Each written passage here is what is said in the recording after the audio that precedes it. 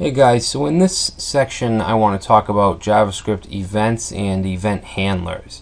And an event is basically just something that happens when an action has taken place in the browser.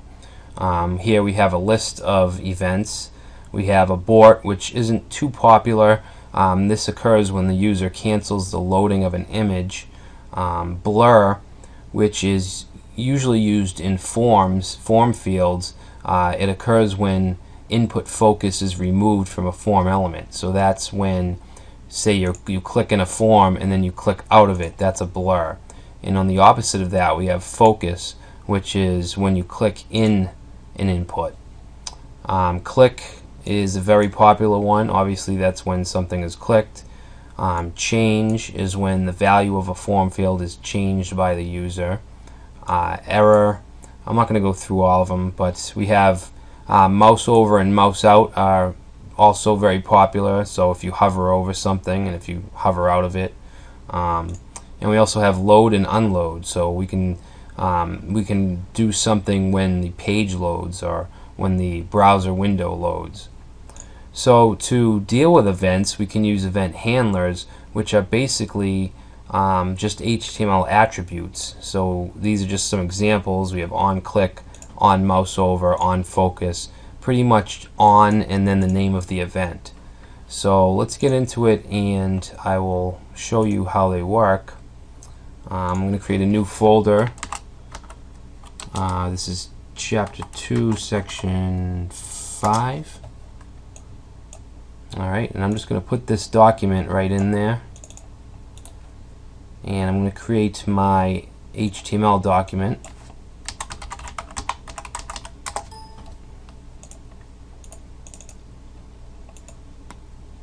Open that up and just paste in some HTML. Now the first event that we'll look at is load, is when the page loads. Alright, and we can add the onload event handler right to the body. So we can say when the body loads, so on load equals, and in here we can add a function. Alright, so in the last section we learned about functions, so let's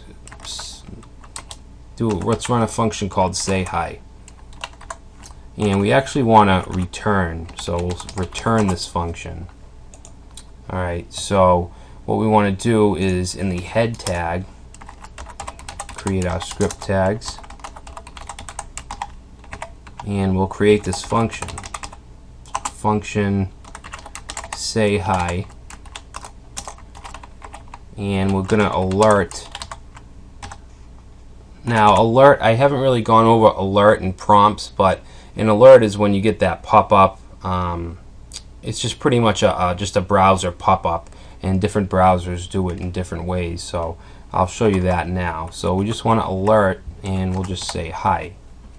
So what we're saying is when the body loads, on load, we want this function to run. So if we save this and reload, we get the JavaScript alert which says hi. So that's events and event handling in its simplest form. Let's do something else. Let's get rid of this. And let's see, let's use a click function. So we'll create a button with the value of, let's say, click me.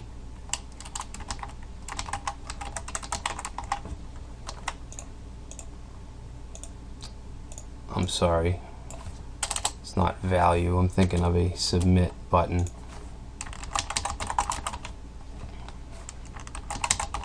Why is this not typing? Sorry guys. I'm using a virtual machine, so I keep clicking in and out of it. Alright, so we have a button that says click me. Obviously it's not going to do anything right now, but what we can do is add an event handler. We could say on click we want to return, we'll use the same function, say hi. So if we reload that and click, we get our alert. So that's how event handlers work. Let's just do a few more. let's see. Let's create an H1, which is a heading. This is a heading. Alright, so we have this H1. This is a heading. Now let's do a mouse over. So we'll say on mouse over. We'll have a function and we'll call that, let's see, return. We'll say change me. Alright, so when we hover over this H1, a function is going to run called change me. So I'm going to copy that, and up here I'm going to throw in this change me, and what we can do, we can actually grab, let's give this an ID.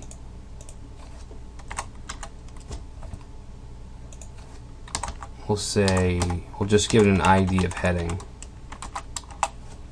Now we can grab that with document.getElement by ID. Okay, and the ID we want to get is heading. So we have that. Let's actually put that in a variable. We say variable heading. Now, when this change me runs, we're going to say heading dot. Now, remember, a variable or anything really is an object. So we can call methods and properties on the object. So I'm going to call inner HTML, and what this does is it sets the HTML of that object. So whatever is between these H1 tags, we can actually change it using this syntax. So we'll change this, we'll say no kidding. So if I save this and reload and then we hover over, then it changes to no kidding. Now even if this is H1 tag is a block level element, which means it reaches across the entire browser. So even if I hover over it over here, it's going to change.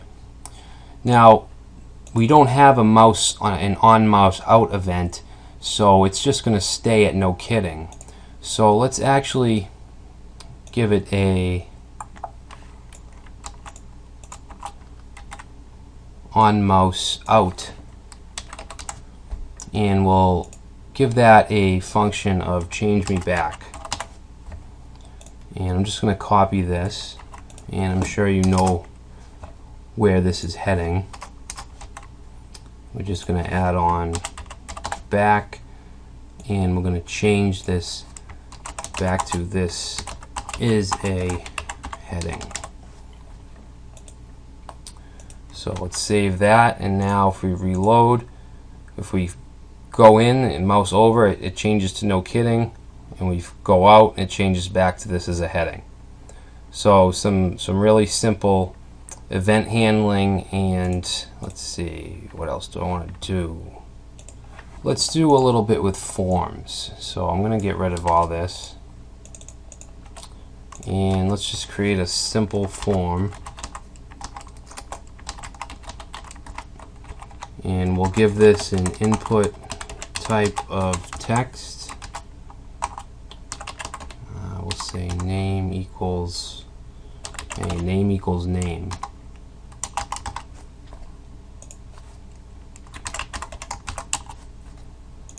And we'll put a line break, and then we want a submit. So input type equals submit, value equals submit. Alright, so if we save that, so now we have this one field form with a field called name. So let's add a couple event handlers to this input tag. I'm going to say on focus,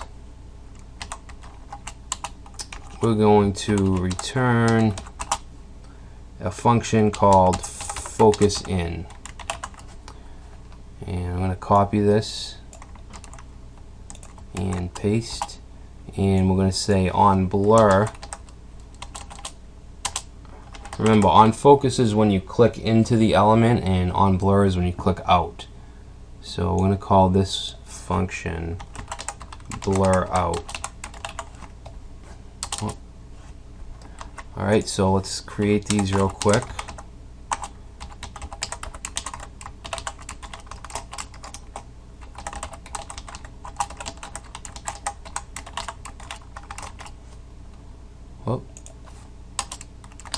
Alright, so all we're going to do is alert, and we'll say I am in the field, copy that, and we'll say I am out of the field. Okay, so I'm going to save that and reload, and if we click inside we get an alert saying I'm in the field, and if we click out we get an alert that says I am out of the field. So this gives you an idea of how we can use form validation with JavaScript.